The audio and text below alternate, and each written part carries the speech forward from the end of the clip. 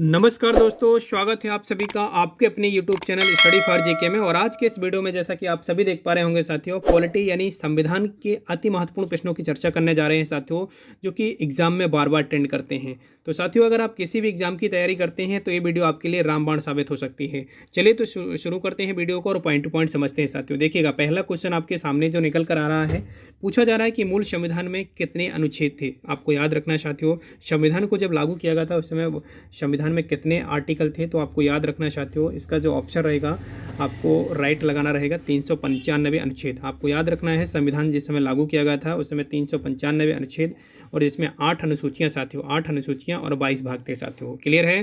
चलिएगा next question की ओर बढ़ते हैं। नेक्स्ट क्वेश्चन देखिएगा, भारतीय संविधान में यहाँ पर बात की जा रही है भारतीय संविधान में कुल कितनी अनुसूचियां। अगर हम बात करें कि वर्तमान में कितनी अनुसूचियां हैं, तो आपको याद रखना है कि वर्तमान में भारतीय संविधान में 12 अनुसूचियां हैं साथियों। कितनी अनुसूचियां हैं? 12 अनुसूचियां। नेक्स्ट देखिएगा, क्वेश्चन नंबर 3 की बात कर रहे हैं। देखिए साथियों, हमने जो भी क्वेश्चन इसमें वीडियो में लिया है सारे के सारे सिलेक्टेड हैं, एग्जाम ओरिएंटेड क्वेश्चन है और वही क्वेश्चन लिया है जो बार बार एग्जाम में ट्रेंड करते हैं साथियों।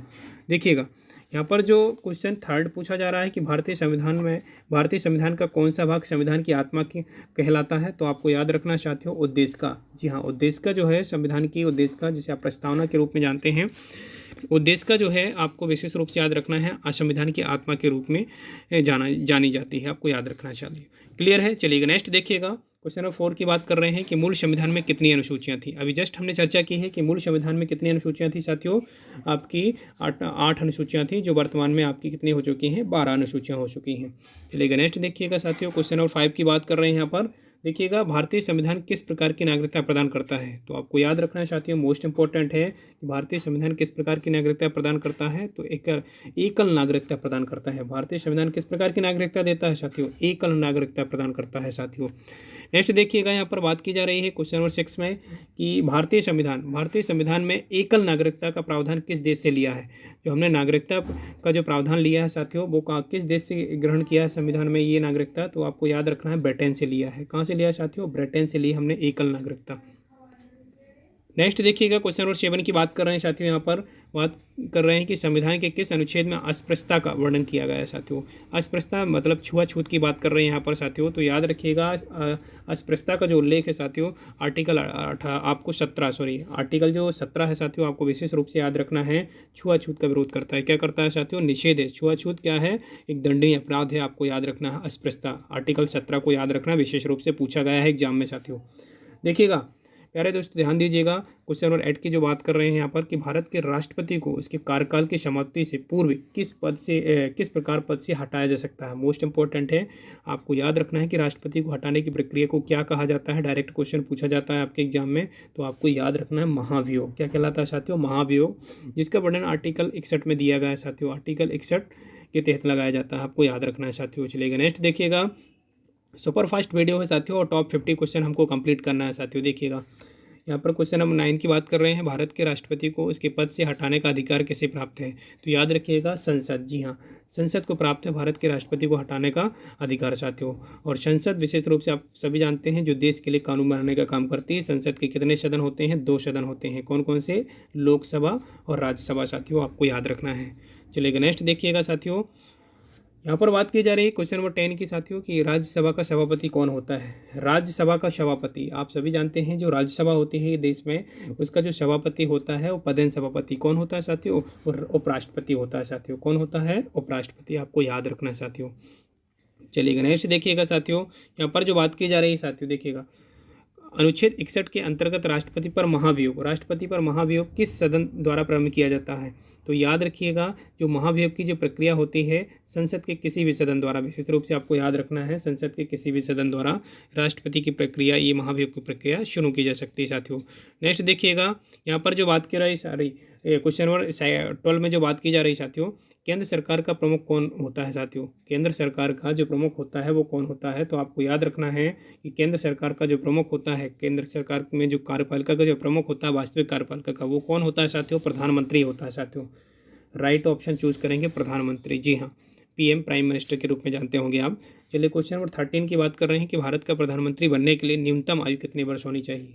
जो भारत का प्रधानमंत्री बनता है उसके जो बनने के लिए जो आयु सीमा निर्धारित की गई है वो निर्धारित की गई 25 वर्ष। साथियों याद रखिएगा, भारत का जो प्रधानमंत्री बनने की आयु सीमा 25 वर्ष कंप्लीट होनी चाहिए साथियों। क्लियर है। नेक्स्ट देखिएगा, क्वेश्चन नंबर 14 की बात कर रहे हैं यहाँ पर। भारत का सर्वोच्च विधि अधिकारी कौन होता है? मोस्ट इंपॉर्टेंट है साथियों, ध्यान दीजिएगा। ये क्वेश्चन पूछा गया है कि भारत का सर्वोच्च विधि अधिकारी कौन होता है। तो आपको याद रखना है कि भारत का सर्वोच्च जो अधिकारी होता है वो होता है आपका महान्यायवादी। जी हाँ, केंद्र सरकार की अगर हम बात करें तो कानूनी सलाहकार के रूप में जाना जाता है भारत का महान्यायवादी, आपको याद रखना है साथियों। नेक्स्ट देखिएगा, क्वेश्चन नंबर 15 की बात कर रहे हैं कि मंत्रिमंडल शब्द का प्रयोग किस अनुच्छेद में किया गया है? तो मंत्रिमंडल आप सभी जानते हैं, मंत्रिमंडल शब्द का जो उल्लेख किया गया है आर्टिकल 352 के सब आर्टिकल 3 में किया गया है साथियों। क्लियर है। नेक्स्ट देखिएगा, क्वेश्चन नंबर 16 की बात कर रहे हैं यहाँ पर। संविधान के किस अनुच्छेद के अंतर्गत धन विधेयक को परिभाषित किया गया है? यानी आपसे डायरेक्ट पूछा जाएगा कि धन विधेयक की परिभाषा किस आर्टिकल में है, तो आपको याद रखना है आर्टिकल 110 आपको याद रखना है साथियों, जिसमें धन विधेयक की परिभाषा का उल्लेख किया गया है साथियों। नेक्स्ट देखिएगा, 17 की बात कर रहे हैं यहाँ पर कि राज्यसभा, यहाँ पर बात की जा रही है कि राज्यसभा का सदस्य बनने के लिए, यानी राज्यसभा का सदस्य बनने के लिए न्यूनतम आयु कितनी होती है? तो याद रखिएगा, जो राज्यसभा का सदस्य बनने के लिए जो न्यूनतम आयु होती है वो होती है साथियों कितने वर्ष? 30 वर्ष, आपको याद रखना है। वहीं लोकसभा की बात कर चुके हैं कि लोकसभा का सदस्य बनने के लिए आयु कितनी वर्ष होती है साथियों? 25 वर्ष। याद रखिएगा, लोकसभा के सदस्यों का जो कार्यकाल होता है, यानी लोकसभा का जो कार्यकाल होता है 5 वर्ष होता है साथियों। वहीं अगर हम बात करें कि राज्यसभा का जो कार्यकाल होता है, यानी राज्यसभा का कोई कार्यकाल नहीं होता, राज्यसभा के सदस्यों का कार्यकाल कितना होता है? 6 वर्ष होता है साथियों। क्लियर है। नेक्स्ट देखिएगा, क्वेश्चन नंबर देखिएगा 18 की बात कर रहे हैं यहाँ पर कि लोकसभा में सदस्यों की अधिकतम संख्या कितनी हो सकती है साथियों। याद रखिएगा, लोकसभा में अधिकतम जो सदस्य हो सकते हैं, लोकसभा की बात कर रहे हैं, लोकसभा में अधिकतम सदस्यों की संख्या कितनी हो सकती है? तो आपको याद रखना है 552 हो सकती है साथियों। कितनी? 552 अधिकतम सीट हो सकती है लोकसभा की। जो भी आप जानते हो कि वर्तमान में कितनी सीटें हैं आपकी? 543 आपकी सीटें हैं। कितनी है साथियों? 543 सीटें हैं आपकी, लेकिन अधिकतम कितनी हो सकती हैं? 552 हो सकती है साथियों। क्लियर है। चलिए नेक्स्ट देखिएगा, यहाँ पर बात की जा रही है कि लोकसभा की वर्तमान सदस्य संख्या। जी हाँ, अभी आपको याद रखना है, अभी जस्ट हमने चर्चा की कि लोकसभा की वर्तमान सदस्य संख्या कितनी है। तो आपको याद रखना है साथियों 545, जिसमें से दो जो होते थे आपके, दो जो पद होते थे जिसे आप एंग्लो इंडियन के रूप में जानते थे और राष्ट्रपति नियुक्त करता था, तो एंग्लो इंडियन का जो पद है साथियों वो समाप्त कर दिया गया है। तो अब क्या है? 543 ही आपको याद रखना है साथियों। क्लियर है। नेक्स्ट देखिएगा, यहाँ पर बात की जा रही है क्वेश्चन नंबर 20 की बात कर रहे हैं हम। तो देखिएगा, क्वेश्चन नंबर 20 जो है, संसदीय व्यवस्था में शून्यकाल किस देश की देन है? आपको याद रखना है, संसद में जो शून्यकाल होता है उसकी बात कर रहे हैं, तो यहाँ पर भारत की देन है। शून्यकाल जो प्रक्रिया है भारत की देन है साथियों, आपको याद रखना है संसदीय व्यवस्था में। यहाँ पर बात की जा रही है 21 की। तो देखिएगा, संसद की कार्यवाही का प्रथम जो घंटा होता है, संसद की कार्यवाही का जो प्रथम जो घंटा होता है वो क्या कहलाता है साथियों? तो वो कहलाता है साथियों प्रश्नकाल। कौन सा काल कहलाता है साथियों? प्रश्नकाल कहलाता है साथियों। कौन सा काल? प्रश्नकाल। नेक्स्ट देखिएगा, क्वेश्चन नंबर 22 की बात कर रहे हैं यहाँ पर। तो देखिएगा, ये क्वेश्चन मोस्ट इंपॉर्टेंट है, आपके एग्जाम में देखने को मिल सकता है। संविधान सभा का स्थायी अध्यक्ष किसे चुना गया? आपको याद रखना है साथियों, संविधान सभा का जो स्थायी अध्यक्ष है वो किसे चुना गया है? डॉक्टर राजेंद्र प्रसाद। किसे चुना गया था? डॉक्टर राजेंद्र प्रसाद को चुना गया था। अस्थायी अध्यक्ष सच्चिदानंद सिन्हा। दोनों आपको याद रखना है, मोस्ट इंपॉर्टेंट पॉइंट है साथियों। नेक्स्ट देखिएगा, 23 की बात कर रहे हैं साथियों। ये भारतीय संविधान सभा के संवैधानिक सलाहकार, भारतीय संविधान सभा के संवैधानिक जो सलाहकार थे वो कौन थे सर? B N Rao. आपको याद रखना है सर, बी एन राव का नाम विशेष रूप से आपको याद रखना है। बी एन राव एक संवैधानिक सलाहकार थे। हालांकि जो पॉलिटी यानी संविधान का जो पिता कहा जाता है डॉक्टर भीमराव अम्बेडकर को कहा जाता है। किन्हें कहा जाता है? डॉक्टर भीमराव अम्बेडकर, आप सभी जानते होंगे, संविधान के पिता कहे जाते हैं साथियों। क्लियर है। नेक्स्ट देखिएगा साथियों, भारत का संविधान कब स्वीकार किया गया था? साथियों याद रखिएगा, भारत का संविधान 26 नवंबर 1949 को बनकर तैयार हो चुका था। आपको याद रखना है, तो कब स्वीकार किया गया था? 26 नवंबर 1949 को। फाइनली अगर हम बात करें तो 26 जनवरी, यहाँ 26 जनवरी 1950 को फाइनली संपूर्ण देश में आपका संविधान लागू हो चुका था साथियों। क्लियर है। चलिएगा नेक्स्ट देखिएगा, 25 की बात कर रहे हैं यहाँ पर। भारतीय संविधान में मौलिक अधिकारों यानी मौलिक कर्तव्य का विचार किस देश के संविधान से लिया गया है? यहाँ पर बात की जा रही है कि मौलिक कर्तव्य किस देश से लिया है। तो आपको याद रखना है कि भारत के संविधान में जो मौलिक अधिकार दिए गए हैं साथियों, मौलिक कर्तव्य जो दिए गए हैं वो रूस के संविधान से लिए गए हैं। आपको याद रखना है, रूस के संविधान से मौलिक कर्तव्य लिए गए हैं। वहीं अगर हम बात करें मौलिक अधिकारों की, तो वो अमेरिका के संविधान से लिए हैं हमने साथियों। क्लियर है। नेक्स्ट देखिएगा 26 की बात कर रहे हैं यहाँ पर। क्वेश्चन नंबर 26 देखिएगा कि भारत के संविधान में सम्मिलित आपातकालीन उपबंध किस देश के प्रावधान से किस देश के संविधान से लिए गए हैं। तो भारत के संविधान में जो आपातकाल की प्रक्रिया है साथियों 3 प्रकार की, वो आपातकाल कहाँ से लिया है हमने, जर्मनी के संविधान से लिया है साथियों, आपको याद रखना है। क्लियर है। नेक्स्ट देखिएगा यहाँ पर बात कर रहे हैं 27 की बात कर रहे हैं यहाँ पर, भारतीय संविधान में किस प्रकार की शासन प्रणाली अपनाई गई है। तो आप याद रखिएगा भारतीय संविधान में संसदीय ये जो संसाधनों जो शासन प्रणाली है उसको अपनाया गया है, संसदीय। क्लियर है। नेक्स्ट देखिएगा 28 की बात कर रहे हैं साथियों, मोस्ट इंपॉर्टेंट है। देखिएगा यहाँ पर जो बात की जा रही है साथियों कि आपको याद रखना है भाषाई आधार पर भारत में सर्वप्रथम किस राज्य का गठन किया गया था। तो आपको याद रखना है 1953 में आंध्र प्रदेश को, आपको याद रखना है आंध्र प्रदेश को भाषा के आधार पर प्रथम राज्य बनाया गया था साथियों, आपको याद रखना है साथियों। नेक्स्ट देखिएगा भारतीय संविधान का कौन सा अनुच्छेद, यहाँ पर ध्यान दीजिएगा थोड़ा सा। भारतीय संविधान का कौन सा अनुच्छेद विधि के समक्ष समानता के अधिकार से संबंधित है। आपको याद रखना है कि संविधान की विधि के समक्ष जो समानता है साथियों, आर्टिकल 14 जो है विधि के समक्ष समानता का प्रावधान प्रदान करता है साथियों। आर्टिकल 14 को भूलना नहीं है साथियों। विधि के समक्ष समानता, विधि के सामने क्या है, सभी इक्वल है साथियों। नेक्स्ट देखिएगा भारत से बाहर लगातार कितने वर्षों पर भारतीय संविधान की जो नागरिकता है, भारतीय नागरिकता समाप्त हो जाएगी। तो आपको याद रखना 7 वर्षों तक लगातार। क्लियर है। नेक्स्ट देखिएगा यहाँ पर बात की जा रही है कि मौलिक अधिकारों का संरक्षक, जो मौलिक अधिकार जो होते हैं उसका संरक्षक कौन होता है। आपको याद रखना है जो मौलिक अधिकारों का जो संरक्षक होता है साथियों न्यायपालिका होती है। देश में अगर हम बात करें सर्वोच्च न्यायपालिका की, तो अंतिम जो न्यायालय है आपका सुप्रीम कोर्ट, जो क्या होता है साथियों मौलिक अधिकारों का संरक्षक माना जाता है न्यायपालिका को। क्लियर है। नेक्स्ट देखिएगा 32 की बात करें अगर हम वहीं, तो व्यक्तिगत स्वतंत्रता के यहाँ पर विशेष रूप से आपको याद रखना रहेगा कि व्यक्तिगत स्वतंत्रता के अधिकारों के लिए कौन सी याचिका दायर की जा सकती है। तो आपको याद रखना है साथियों वहाँ पर बंदी प्रत्यक्षीकरण, जी हाँ बंदी प्रत्यक्षीकरण का जो उल्लेख है साथियों आर्टिकल 32 में मिलता है, जिसे संविधान की आत्मा कहा जाता है। वो ये आत्मा किसने कहा है साथियों, डॉक्टर भीमराव अम्बेडकर ने कहा है। क्लियर है। तो बंदी प्रत्यक्षीकरण आर्टिकल 32 के तहत आपको याद रखना है। नेक्स्ट देखिएगा 33 की बात कर रहे हैं यहाँ पर, भारतीय संविधान के किस मौलिक कर्तव्य में वर्णित थे। आपको ये बात कही जा रही है कि भारतीय संविधान के किस में मौलिक कर्तव्यों का वर्णन है। तो आपको याद रखिएगा संविधान में हमने देखा है कि 22 भाग है। कितने भाग थे आपके, 22 भाग हैं। 22 भागों में अगर हम बात करें अभी, तो वर्तमान में अगर सब भागों की टोटल बात करें तो आपके 25 भाग हो चुके हैं, जिसमें अगर हम बात करें सब भाग में तो संविधान के भाग 4A में मौलिक कर्तव्यों का वर्णन है साथियों, आपको याद रखना है।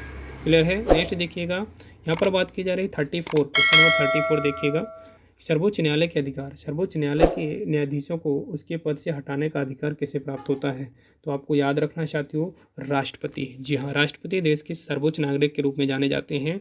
और यहाँ पर बात की जा रही है कि सर्वोच्च न्यायालय के न्यायाधीश को उसके पद से हटाने का अधिकार किसके पास होता है, राष्ट्रपति के पास होता है। आपको याद रखना है साथियों, जो राष्ट्रपति होता है साथियों आपको याद रखना है संसद का एक अभिन्न अंग माना जाता है साथियों। क्लियर है। वित्त आयोग की नियुक्ति कौन करता है साथियों, तो वित्त आयोग की जो नियुक्ति करता है साथियों वो राष्ट्रपति के द्वारा की जाती है। आपको याद रखना विशेष रूप से वित्त आयोग जो होता है साथियों, अगर हम केंद्र में अगर बात करें तो वित्त आयोग जो होता है आर्टिकल 280 के तहत एक संवैधानिक आयोग है, और जिसके तहत राष्ट्रपति क्या करता है, एक वित्त आयोग की नियुक्ति करता है। आपको याद रखना है साथियों 280 के तहत आपको। क्लियर है। नेक्स्ट देखिएगा यहाँ पर बात की जा रही है 36 में कि लोकसभा और राज्यसभा का संयुक्त अधिवेशन किसके द्वारा आहूत किया जाता है। यानी आपको बताना रहेगा कि लोकसभा और राज्यसभा का जो संयुक्त अधिवेशन होता है या संयुक्त जो बैठक होती है साथियों वो कौन बुलाता है। सबसे पहले तो आपको यही क्लियर रखना होगा साथियों। तो याद रखिएगा संयुक्त जो बैठक होती है, संयुक्त अधिवेशन होता है, राष्ट्रपति के द्वारा बुलाया जाता है। सत्र को आहूत करना, सत्र को छत्रावसान करना, ये सारी शक्ति राष्ट्रपति के पास है साथियों। याद रखिएगा आर्टिकल 108 का उपयोग करते हुए, आर्टिकल 108 का प्रयोग करते हुए संयुक्त अधिवेशन राष्ट्रपति महोदय जी बुलाते हैं साथियों। क्लियर है। चलिए नेक्स्ट देखिएगा 37 की बात कर रहे हैं यहाँ पर कि प्रधानमंत्री की नियुक्ति कौन करता है। याद रखना है साथियों प्रधानमंत्री की जो नियुक्ति करता है वो करता है राष्ट्रपति साथियों। याद रखिएगा राष्ट्रपति के द्वारा प्रधानमंत्री प्राइम मिनिस्टर की नियुक्ति की जाती है, विशेष रूप से आपको याद रखना है। और उसी को बनाया जाता है PM, और यह राष्ट्रपति उन्हीं को बनाते हैं आपके PM जो सत्ताधारी होता है, सत्ता पक्ष से होता है या जो बहुमत साबित करता है। क्लियर है। नेक्स्ट नेक्स्ट देखिएगा, यहाँ पर बात की जा रही है कि भारत सरकार को कानूनी विषयों पर परामर्श कौन देता है। अभी जस्ट हमने चर्चा की भारत सरकार को कानूनी रूप में परामर्श कौन देता है, तो महान्यायवादी देते हैं साथियों। महान्यायवादी विधि अधिकारी के रूप में जाने जाते हैं साथियों। 39 की बात कर रहे हैं यहाँ पर, लोकसभा अध्यक्ष अपना त्यागपत्र किसे सौंपता है साथियों। तो लोकसभा जो अध्यक्ष होता है साथियों, अपना जो त्यागपत्र होता है उपाध्यक्ष को सौंपता है, आपको याद रखना है। उपाध्यक्ष जो अध्यक्ष होता है उपाध्यक्ष को सौंपता है, आपको याद रखना है विशेष रूप से। 40 नंबर की बात कर रहे हैं साथियों, देखिएगा क्वेश्चन नंबर 14 की बात कर रहे हैं। 40 देखिएगा, भारत की संघीय शासन प्रणाली किस देश के संविधान से ली गई है। जो संघीय शासन प्रणाली है साथियों, वो कनाडा की संविधान से ली गई है। कहाँ से? कनाडा, आपको याद रखना है। नेक्स्ट देखिएगा साथियों, अगर जी हाँ अभी तक आप चैनल में नए हैं साथियों, तो चैनल को सब्सक्राइब कर लीजिएगा। जी हाँ, चैनल को सब्सक्राइब और वीडियो को लाइक करना बिल्कुल ना भूलिएगा साथियों। चलिए देखिएगा 41, और एक वर्ष में लोकसभा के कम से कम कितने सत्र बुलाए जाते हैं साथियों, आपको याद रखना है। एक वर्ष में कम से कम की बात कर रहे हैं यहाँ पर, 2 सत्र बुलाए जा सकते हैं, 2 बार बुलाए जाते हैं, आपको याद रखना है साथियों। क्लियर है। नेक्स्ट देखिएगा 42 की बात कर रहे हैं साथियों, राज्य में राष्ट्रपति शासन किसकी सलाह पर लागू किया जाता है। जो राज्य में जो राष्ट्रपति शासन लगता है, आप सभी जानते हैं कि राष्ट्रपति शासन लगाया जाता है, वो किसकी सलाह पर लगता है, आपको याद रखना है। और राज्यपाल की सलाह पर लगाया जाता है, आपको याद रखना है साथियों। ध्यान दीजिएगा, यहाँ पर क्वेश्चन नंबर 43 की बात कर रहे हैं कि राष्ट्रपति शासन अधिकतम कितनी अवधि तक लगाया जा सकता है। जो राष्ट्रपति जो शासन होता है अधिकतम 3 वर्षों की अवधि तक लगाया जा सकता है, आपको याद रखना है साथियों। क्लियर है। नेक्स्ट देखिएगा साथियों, नेक्स्ट बात कर रहे हैं 44 की बात कर रहे हैं यहाँ पर कि वित्त आयोग का कार्यकाल कितना होता है साथियों। तो अगर हम बात करें तो वित्त आयोग का जो कार्यकाल होता है साथियों, वो प्रत्येक 5 वर्ष में अगर बात करें तो प्रत्येक 5 वर्ष के लिए होता है आपका वित्त आयोग का कार्यकाल। वित्त आयोग का जो वर्णन है आर्टिकल कौन से में है, 280 में किया गया है साथियों। क्लियर है, 280 आर्टिकल आपको याद रखना है। नेक्स्ट देखिएगा कि नीति आयोग का अध्यक्ष कौन होता है साथियों। नीति आयोग आप सभी जानते हैं कि नीति आयोग जो होता है एक विशेष रूप से नीति बनाने के लिए काम करने वाली एक संस्था है, जिसका गठन 1 जनवरी कब किया गया था, 1 जनवरी 1900 कब किया गया था साथियों, 1 जनवरी 2015 को किया गया था नरेंद्र मोदी द्वारा। और इसके जो अध्यक्ष होते हैं साथियों, पदेन अध्यक्ष होते हैं, वो हैं वर्तमान में कौन, आपके प्रधानमंत्री कौन है, आपके पीएम आपके नरेंद्र मोदी। नरेंद्र मोदी क्या है, आपके अध्यक्ष हैं अभी आपके नीति आयोग के, आपको याद रखना है। नीति का फुल नेम आपको याद रखना है, national institution for transforming India, विशेष रूप से आपको याद रखना है। नेक्स्ट देखिएगा 46 की बात कर रहे हैं कि भारत के मुख्य सचिव यहाँ पर जो बात की जा रही है, भारत के मुख्य निर्वाचन आयुक्त की पदावधि क्या होती है। तो जो मुख्य निर्वाचन आयुक्त होता है उसकी जो अवधि होती है साथियों, 6 वर्ष या 65 वर्ष की आयु तक होती है साथियों, याद रखिएगा। 6 वर्ष या 65 वर्ष की आयु जो भी पहले हो, ये भारत के निर्वाचन आयोग की पदावधि होती है साथियों। नेक्स्ट देखिएगा 47 की बात कर रहे हैं, भारत के मुख्य चुनाव आयुक्त किसके द्वारा नियुक्त किया जाता है। जो मुख्य चुनाव आयुक्त होता है साथियों, भारत के राष्ट्रपति द्वारा नियुक्त किया जाता है, आपको याद रखना है साथियों। नेक्स्ट देखिएगा 48 की क्वेश्चन नंबर की बात कर रहे हैं साथियों। देखिए, अगर वीडियो में बेहतर आपको पसंद आ रहा है, वीडियो का कंटेंट आपको बेहतर लग रहा है, या वीडियो की क्वालिटी पसंद आ रही है साथियों, और मेहनत पसंद आ रही है, तो वीडियो को लाइक और शेयर करना बिल्कुल ना भूलिएगा। ईमानदारी से सब्सक्राइब कर लीजिएगा सबसे पहले सफलता के लिए साथियों। किस संविधान संशोधन अधिनियम द्वारा, यहाँ पर विशेष रूप से ध्यान दीजिएगा आप कि किस संविधान संशोधन अधिनियम को लघु संविधान कहा जाता है। आपको याद रखना है कि लघु संविधान की संज्ञा जो दी गई है 42वें संविधान संशोधन को दी गई है, जिसकी जो कब किया गया था, 1976 में किया गया था, आपको याद रखना साथियों। क्लियर है। नेक्स्ट देखिएगा 49 की बात कर रहे हैं कि दिल्ली, विशेष रूप से आपको याद रखना है, बहुत बार पूछा गया एग्जाम में कि दिल्ली राष्ट्रीय राजधानी क्षेत्र के संविधान संशोधन के द्वारा बनी, तो आपको याद रखना है 69वें संविधान संशोधन के द्वारा साथियों। कौन सी संविधान संशोधन द्वारा, 69वें। चलिएगा नेक्स्ट देखिएगा 50 क्वेश्चन, आज के सेशन का लास्ट क्वेश्चन है साथियों, और दबा के लाइक कीजिएगा वीडियो पसंद आता है तो। देखिएगा, भारतीय संविधान में 9वीं अनुसूची कब जोड़ी गई थी साथियों। तो विशेष रूप से आपको याद रखना है, प्रथम संविधान संशोधन हुआ था आपका 1951 में साथियों, याद रखिएगा। इसी के माध्यम से प्रथम जो आपकी जो अनुसूचियाँ थी, पहले पूर्व में 8 अनुसूचियाँ थी, और 1951 में 9वीं अनुसूची को जोड़ा गया था साथियों। क्लियर है। चलेगा, तो हमने इस वीडियो में टॉप 50 क्वेश्चन को लिया था साथियों, और टॉप 50 क्वेश्चन बहुत ही बेहतर तरीके से पढ़ा है साथियों। एक बार वापस रिवाइज करके देखिएगा वीडियो, ठीक है। वीडियो अगर पसंद आता तो शेयर कीजिएगा, लाइक कीजिएगा, और मिलते हैं नेक्स्ट वीडियो में इसी तरह के। जय हिंद। जब तक।